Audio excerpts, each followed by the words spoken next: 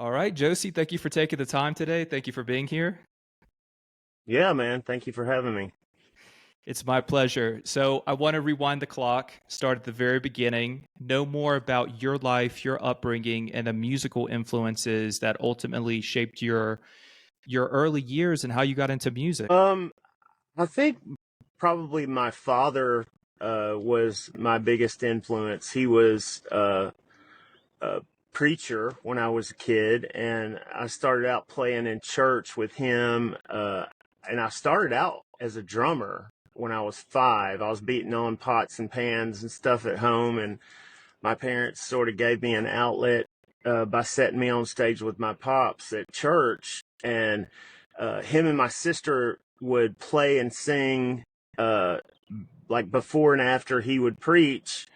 We were like his opener and closer or whatever. And um, I just got back there and started beating on the drums instead of beating on pots and pans. Uh, and I'm really glad that that happened because I developed a long relationship with drums. Sorry, my puppy is. Oh, no, it's okay. She's welcome. She's um, in the interview.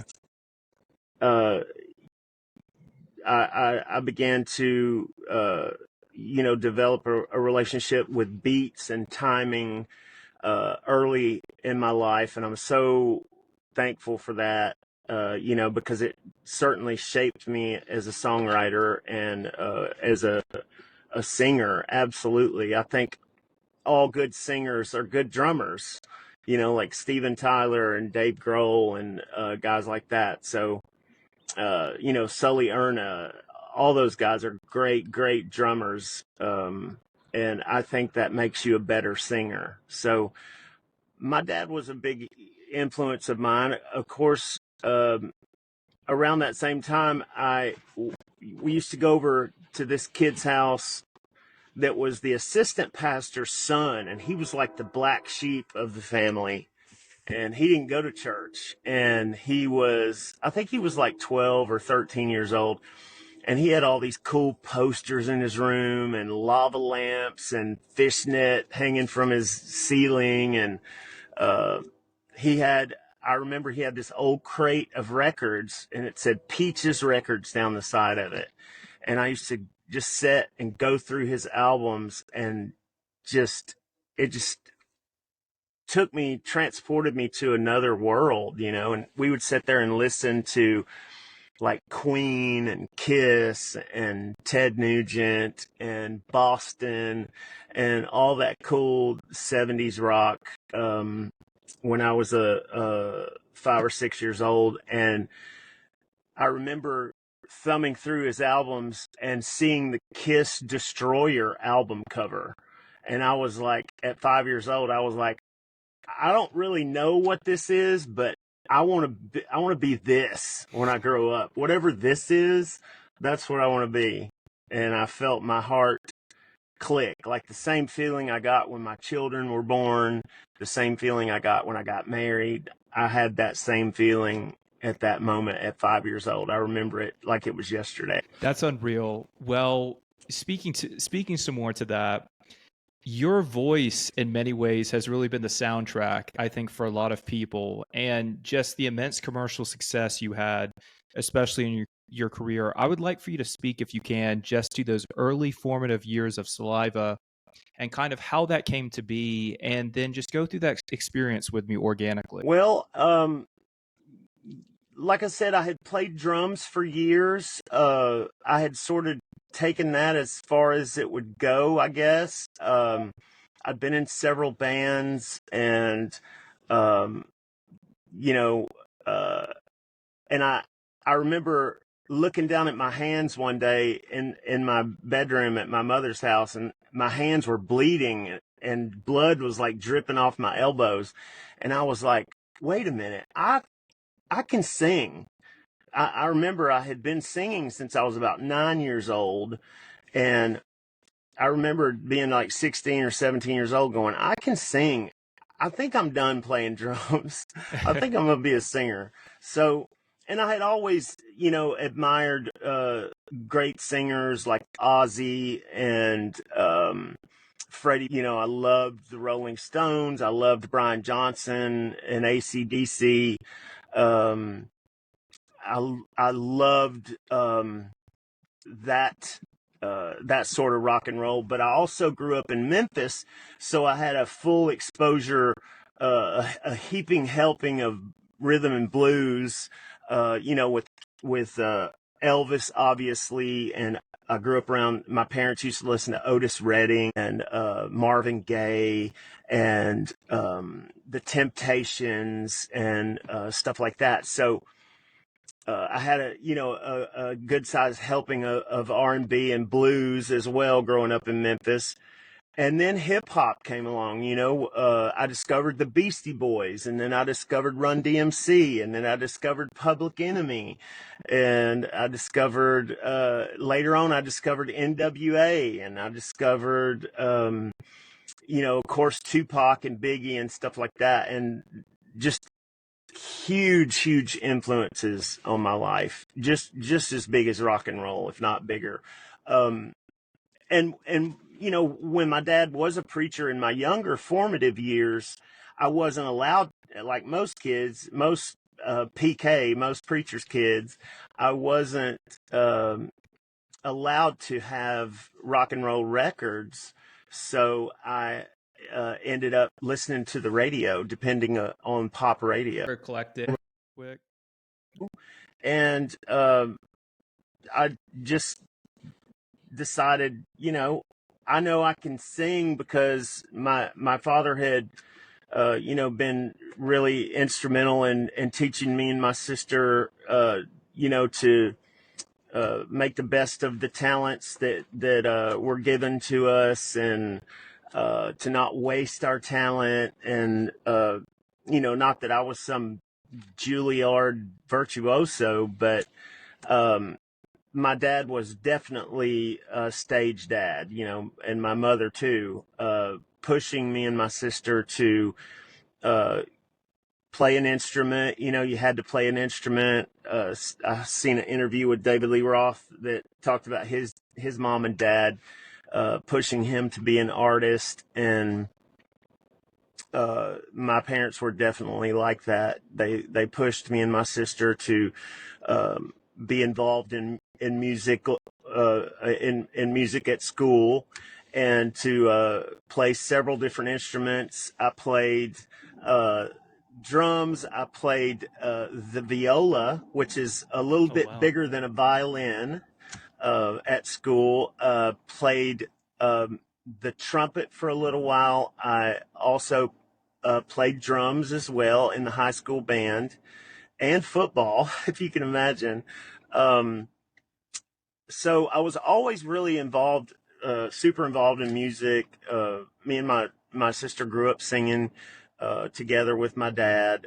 My dad was an amazing he did gospel music, but he also did country music as well. And he was like one of these Johnny Cash, Merle Haggard type, George Jones type guys. So I grew up with that rich sort of outlaw country, Tennessee backwoods, upbringing of good, rich country music. And at the same time, I wasn't allowed to have metal records because my father was a preacher. So I had to depend on 80s pop radio. So I listened to a lot of Casey Kasem's American Top 40, and I listened after Rick Dees took over. I remember getting my little cassette tapes ready and recording the top 40 songs every week, and being so excited, to hear like Michael Jackson and Whitney Houston and Janet Jackson.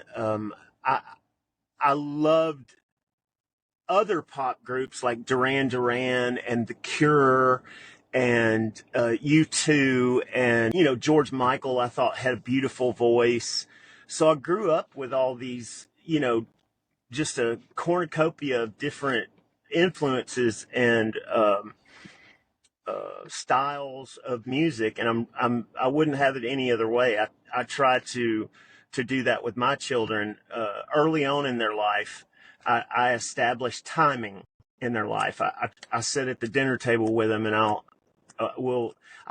slam my knife and fork on the table and be like, 1, 2, 3, 4, 1, 2, and I show them where the 1 and the 4 is, because I want to install that hardware, if you will, in their little minds, because as they get older, it sticks with them. You know, the things you teach your children, they'll come back to it if you hardwire it, good and bad. It'll hardwire into their brains. So I've tried to do that with my kids too, like my father did with me. But yeah, you know, I started out with that sort of wide berth of 80s pop radio, and after I got a little older, I started to pick and choose things that I really enjoyed, like AC/DC and Ozzy and Metallica, and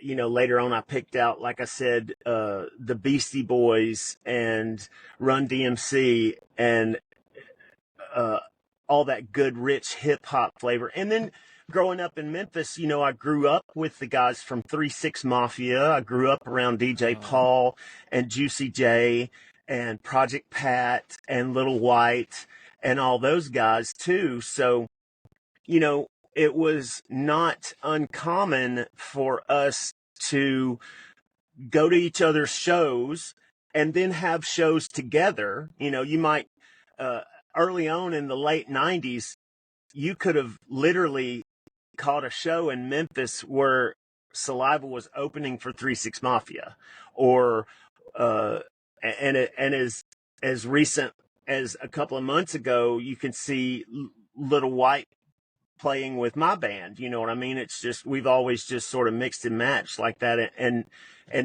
not thought anything about it. Like if you saw that in another town, you'd be like, what is happening right now? You know what I mean? But we just always had no problem mixing styles, because Memphis is kind of like the Liverpool of the South. You know, there's all these different, you know, there's Stax Records there, Otis Redding's from there, and you know, just Albert King and BB King and all these amazing artists that come from that area, and you know, the Memphis Horns, and just all this rich R&B music along with blues music. You know, W.C. Handy's credited with creating blue. You know, part of the Delta Blues is accredited to him, and then you know, Elvis is said to have been in the room when rock and roll was conceived or born or something. I don't know, but I think that even Elvis Presley, I've read earlier interviews with him where he gave credit where credit was due, and accredited the rock and roll sound to guys like Fats Domino and Little Richard, Little Richard is absolutely 100%, in my opinion, the absolute father of rock and roll. He just is. He was the first guy to wear eyeliner, for God's sakes. Yeah. You know what I mean? He was the original Prince. And so growing up in a melting pot of different influences, like there was in Memphis, Tennessee, I wouldn't have wanted to grow up anywhere else, unless it was, you know, New York or Los Angeles. And then still, I would still want to grow up in style of music that comes from there. It's just so real. You can smell it. I love it. Of course. Well, I've always been inspired by you being from the South. I grew up in Georgia, and so so you played a role in my history. Let's speak to iconography a little bit, because I'm not sure if you will adhere to this moniker, but you truly are one of the 2000s rock stars to this day. And I find it so fascinating. No, of course, but your personal style, Josey, is something I want to touch on before we continue with music. I want to paint a brief picture for you. So I first came across your voice, I believe, in the 90s Test Drive video game. And then again in the Fast and Furious, you might remember the scene where, of course, Vin Diesel and Paul Walker's characters are racing. That Yeah. such a formative scene, but this ties directly into not only your voice but your personal style. I feel like everything about that era was so very you. Could you speak to where you got your aesthetic from? I know that's kind of random. Where your aesthetic came from, just in terms of style, dress, everything. Well, just always, growing up around uh, and always hearing stories about Elvis Presley, and he used to go around. Elvis grew up in around church, and he would sneak over and go to the black churches in Memphis and see what the black gospel cats were wearing and what kind of styles of clothing they were wearing, and then he would sneak over to Beale Street at night and see what the blues cats were wearing, and he used to go to this place on Beale Street, actually, called Lansky's Clothing Emporium. And Mr. Lansky actually made Elvis some really custom pieces. And Elvis was not afraid to wear, a pink blazer with blue trousers and polka dotted socks, which in the 50s was just unheard of. You just didn't do that. You know what I mean? If you did not look like a cookie cutter man in the 50s, with a black and white suit, you had to look like Men in Black or you were rejected. Not just, it wasn't just unacceptable, but you were rejected from society. And Elvis wasn't afraid of that, and he wasn't afraid to wear mascara, and he wasn't afraid to do these things. So growing up around that and sort of picking little things out from that, as a child, I always thought to myself, well, why do women get to intensify the way they look, and it's wrong for a man to intensify the way he looks? Because I just saw it as intensifying what you had, what God gave you. You know what I mean? That as a little kid, even that's how my brain worked. So, when my dad would, threaten to, get on to me because I was playing in my mother's makeup, I just didn't understand why that was bad or wrong, because I didn't know all the other connotations that went with it. So I just didn't see it as bad or wrong. And still to this day, of course, don't see it as bad or wrong.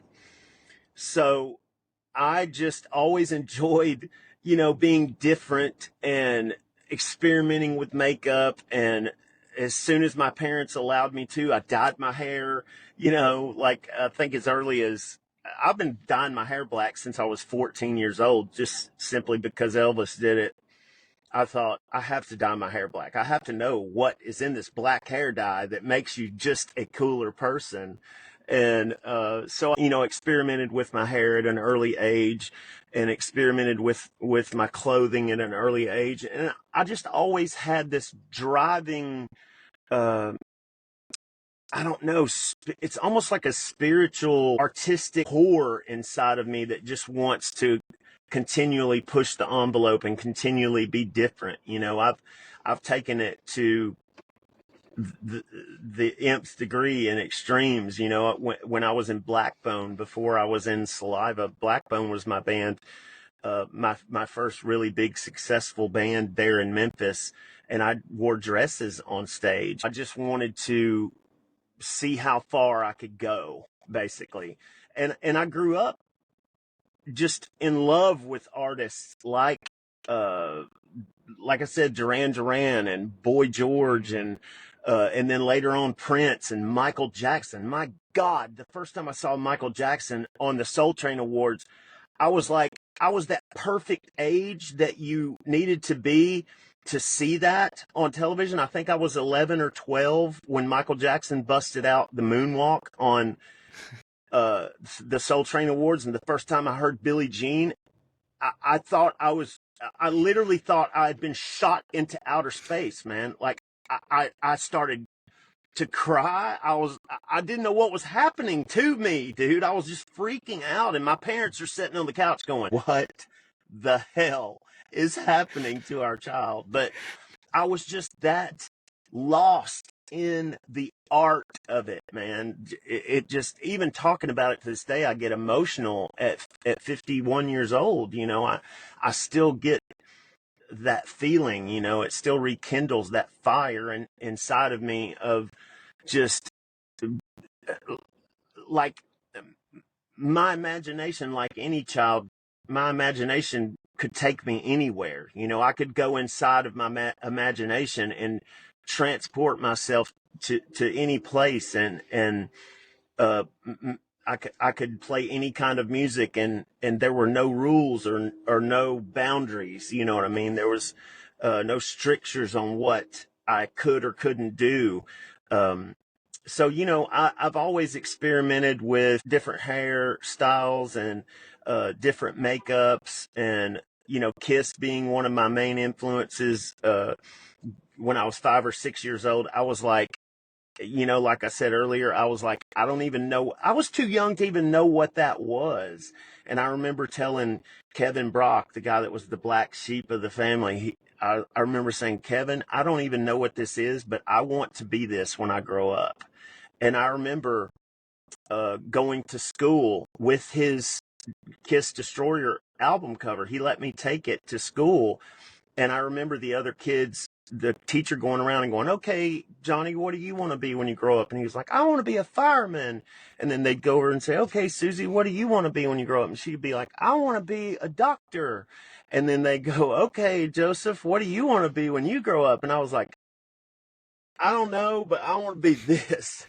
And I just held that Destroyer album cover above my head. And again, I've gotten this look a lot in my life. The teacher just goes, Absolutely. like, just jaw on the floor, because I'm 5 years old and I have a Kiss album cover inside her classroom. But, you know, I unrepentantly, unabashedly felt that way, just always. You know, I've always wanted to, like I said, experiment with different styles and different makeups, and you know, musical styles have been no different for me. You know, I have experimented with hip hop. I've experimented with rock. I love pop music. You know, most guys are a little too metal to admit that they love popular music, but my father, growing up, and one thing my father taught me, I'm sorry for the long answer, but No, please. one thing my father taught me when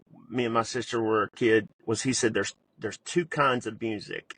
There's good music and there's bad music. And that just opened up this whole other realm to me, you know, of, okay, it's okay if I like you know, Elvis and Little Richard and 3-6 Mafia and Kiss and AC/DC and Ozzy and Cyndi Lauper and Madonna and Michael Jackson. You know, I was just not afraid to go anywhere that my ears took me, and I try to have that influence on my children as well. I don't hold them back from anything that they love. Well, you absolutely have served as a wealth of knowledge on music. You've discussed things that I never would have considered per our conversation. And it's interesting getting in your head. And I hate to contrast something so deep with something a bit superficial, but I would be remiss if I didn't ask about a few moments that people remember from your career personally. So, for example, I touched on Test Drive. I touched on The Fast and the Furious being moments in my mind. But a lot of people, of course, remember you from MTV Cribs. Very random.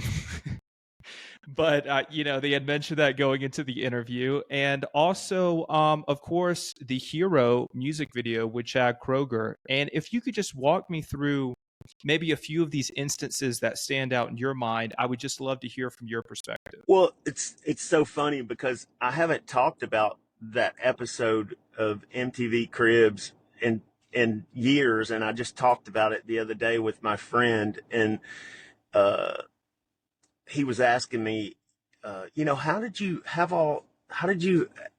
He was like, wait a minute. He goes, because we knew Memphis really well, and he goes, you live in Bartlett, outside of Memphis in Bartlett, and I was like, yeah, because Bartlett's not, you know, where you would expect an MTV Cribs to be filmed. It's just basically East Memphis, and so uh, I said, yeah, man, he goes, well, how'd you have it filmed in Bartlett? I said, I'd never owned a house. I said, I bought the house 11 days before they filmed the MTV Cribs. And he goes, well, where'd you get all those cool cars? I said, I didn't own a car, bro. I called up all my friends. Thank God I had all these friends that had cool cars. And I was like, hey, James, can you bring your BMW over? I don't have a car. And I got on the phone with my other friend, and I'm like, hey, Sean, can you bring your Cadillac Escalade over? I don't have a car, man. And MTV's coming, dude, and I don't know what I'm going to do. So, and I had all these neighbors. My neighbor across the street had one of those ZZ Top, I think it was a 41 Chevrolet that had the backwards opening suicide doors. And he lent me his car. He brought his car over. And then just other neighbors in town were bringing their cars, their old Corvettes over, and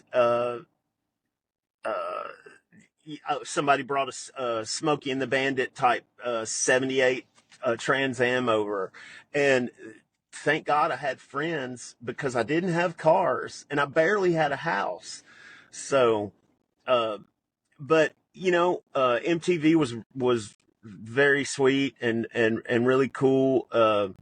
And I had that was a big learning experience for me. Of course. Of course. Well, it was an iconic episode. Like I said, it's one of the deeper cuts on the internet, but people are very familiar with it, I know, because they've made mention of it to me. With regards to the Hero music video, I have to touch on that because the way you looked in that video, okay, it was iconic.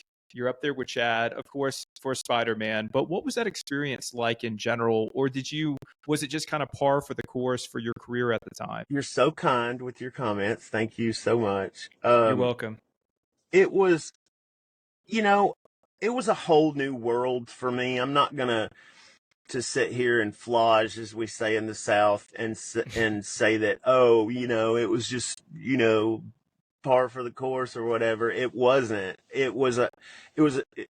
had just gotten signed. We hadn't been signed very long at all. We'd only had one album, and we're working on our next record at the time. And, we had some success with Your Disease. And of course, Click, Click, Boom took off like a rocket ship.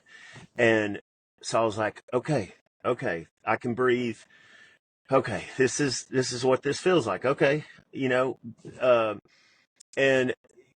Leor Cohen, who's one of the godfathers of hip hop, was the head of Island Def Jam at the time.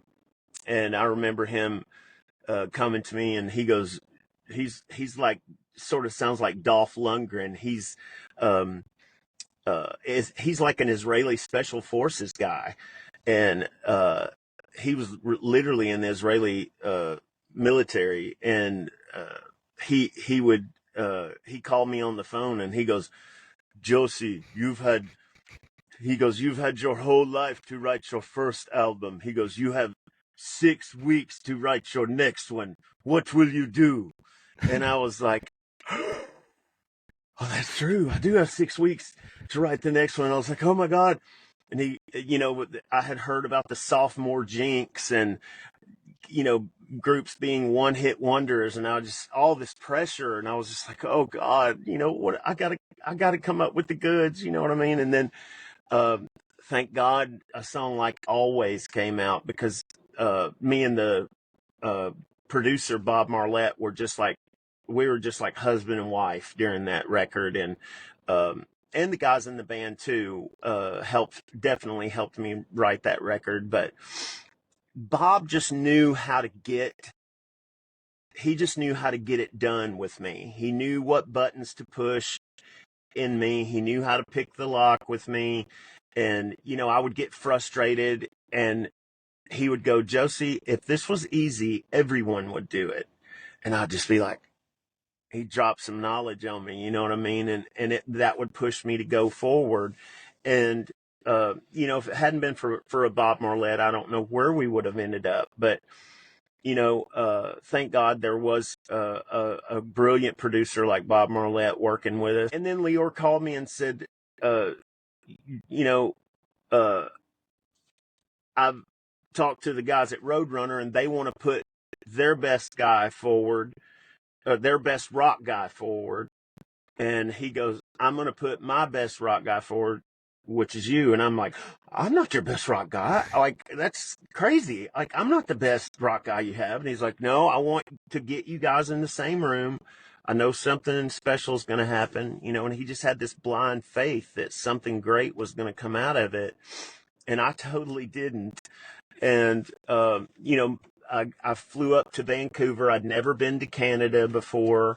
Vancouver's an amazing city. And, Chad Kroeger was hella successful by then, and he just rolled out the red carpet in Vancouver and showed me his city and took me to all these nice restaurants and showed me his home studio. And I met the guys in, I met the guys in his band, and, we got in a room together, and he actually wanted to do a song that was more like Click, Click, Boom. And I was like, that's cool. And I said, we can definitely do that. I said, but I've done that. You know what I mean? I want to continue to stretch myself and this situation and see what else we can come up with. Oh, Theory of a Dead Man. I got to meet those guys too. I was really excited about that. Yeah. And, got to do a lot of touring with those guys, and, they're just sweethearts. Love those guys so much. And, got to learn a lot from Chad in the studio about, how he works, and, he produces himself, and, learned a lot about the technology, of the day, and about Pro Tools and everything. And, so he said, well, I got this one song. He goes, but the guys in the band said it's not a Nickelback song. And I'm like, well, show it to me. Let's see it. And so he showed me the nuts and bolts of what was going to be Hero. And I was just like my jaw was on the floor. I was like, dude, that's great. That's really good, man. And so we spent about 2 hours working out the harmonies and the breakdown and everything. And I feel really lucky and fortunate that he gave me a songwriting credit on that. Probably reluctantly, but I really appreciate the way Chad couldn't have been nicer to me. I love him to death. And so when we got the song really tightened up, and it was really popping and cooking, I told my A&R guy, Rob Stevenson, I was like, dude, you got to get in here. You got to get in here. You got to hear this. And so he came in the room, and then we busted it out in front of Rob Stevenson and played it just like it is in the video and on the movie soundtrack. And he was just like, this is going to be really special. Then I sort of left Vancouver, and everything was so crazy at that time. I went right back on tour with Saliva and right back to finishing up the next record. And I sort of forgot about it. I didn't forget about it, but I just sort of put it out of my mind because everything else was right in front of me, all those shows and spending time with the fans is really important to me, and reaching people on a personal level is really important to me. So I just had a lot more going on. And then one day somebody came up to me. I knew the song had come out, and then somebody came up to me on the street in New York City, I think in the Times Square area, and they said, "Oh, Spider-Man, the Spider-Man song, Hero, good song, man." And I'm just like, what the hell is happening? So, and then after the video came out, it just exploded after that. And then we went on tour in Europe for the first time, and I remember, man, I could have cried. I was walking down the street in Spain, and these little kids were chasing me down the street saying, "Senior Spider-Man, Senior Spider-Man." And it was just that other rare air, that you float into when a song is doing really, really well. As they say, I heard a record company guy tell me one time, he said, there's an old saying in the record industry that hits solve everything.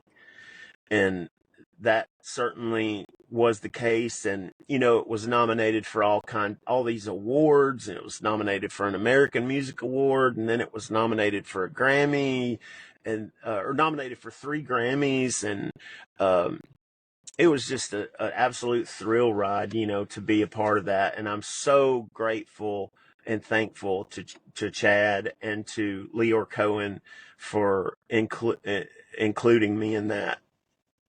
Absolutely. Well, I think that really touches upon some milestones in your journey, and it's really interesting because I'm just stunned at how many instances, or I should say, the effect your work has had on me personally over the years. And looking to the contemporary, beginning in 2011, Josey, you made a significant shift from Saliva to pursue a solo career. And I'd like to know more about what motivated this change and how it has influenced your personal growth and your musical growth. Well, I was really concerned in 2010 and 2011. I was really concerned about my health. I was concerned about my sobriety. I was concerned about, I think all of us in Saliva, all the original guys in Saliva, we had just sort of stayed at the party too long. And, at first it starts out as you're just having fun, and you're just, you want to do it all and taste it all and spend it all and, do all these things. Because we had never had money. We were, 5 poor guys from Memphis, Tennessee. We had never had I had never seen more than $1,000, at a time. And to be exposed to that much money and to that much exposure to the public eye, at one time, I think it was Dave Chappelle said one time, there should be a class that you take that teaches you how to deal with a business manager, and how to deal with money for the first time, and how to deal with exposure for the first time. And I think Island Def Jam tried to do that. They definitely tried to train us in how to deal with the press, and how to answer questions, and how to not get caught up in debates about different things, and certain hot button topics that are a hot stove that you kind of want to stay away from. And I just try to keep it true to myself. I try to keep it true to the fans, and I try to keep it about what it is, which is spreading light and love to the fans, and exchanging that light and love and apathy and respect with them every night. That's ultimately what it all boils down to for me.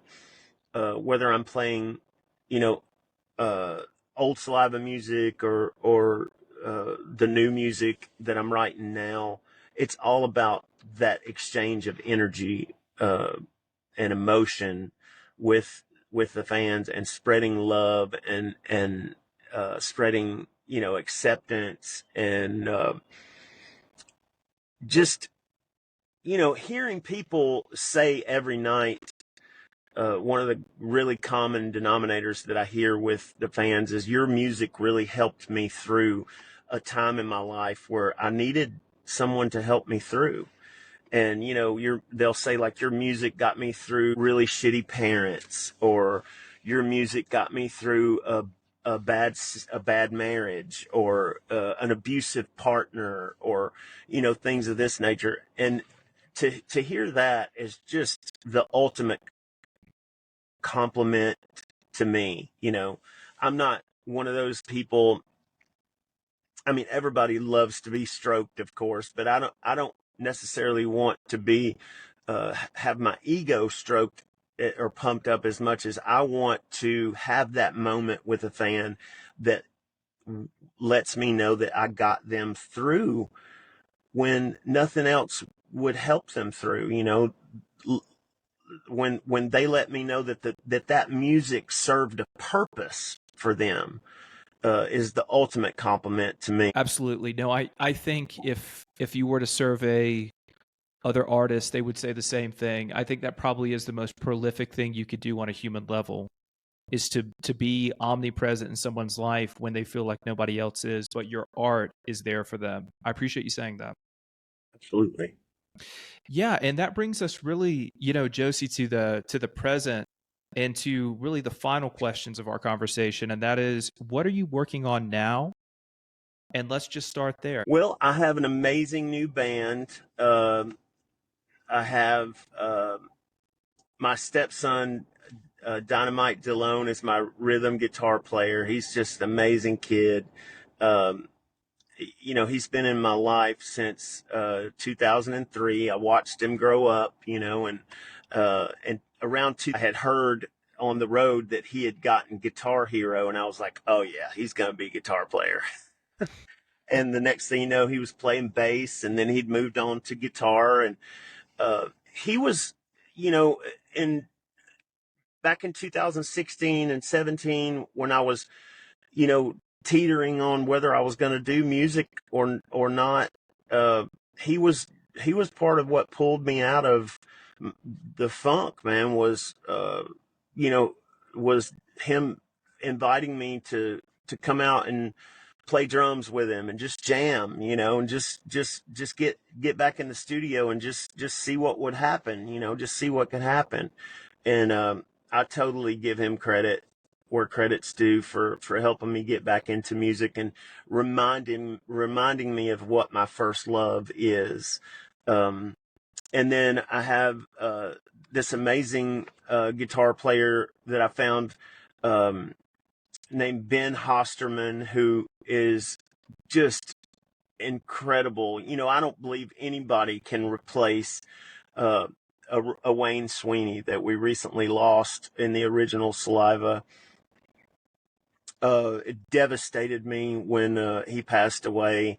And, you know, I was there was a very high bar, you know, that was set by Wayne, and very, very big shoes to fill, when it comes to his solos and as far as the Saliva music is involved. So,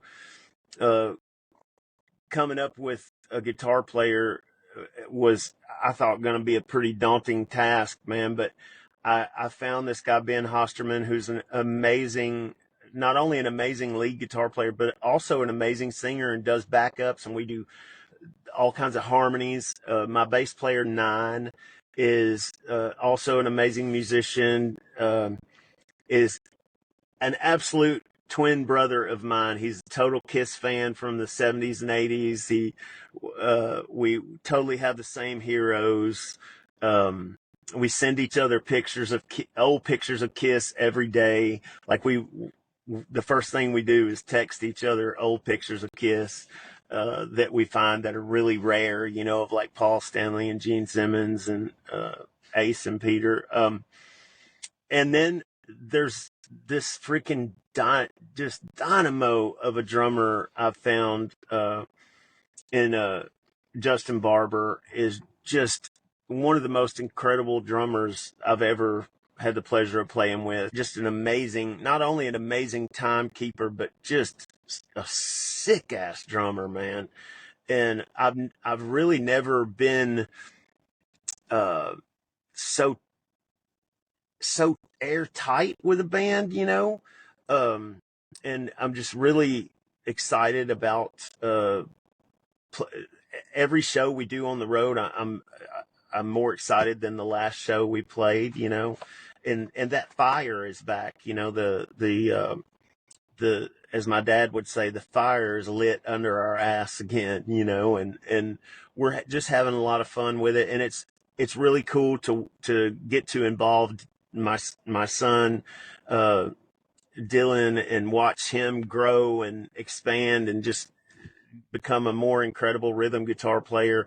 And you know, we've started the writing process, and we began to explore what we're going to do as far as the next album and the next single, and we're just couldn't be more excited, man. Just excited to get back out there to the fans, excited to get back out there on the road. And we're road dogs, man. We love to play. Well, I speak on behalf of everyone then. I'm super excited as well for new music.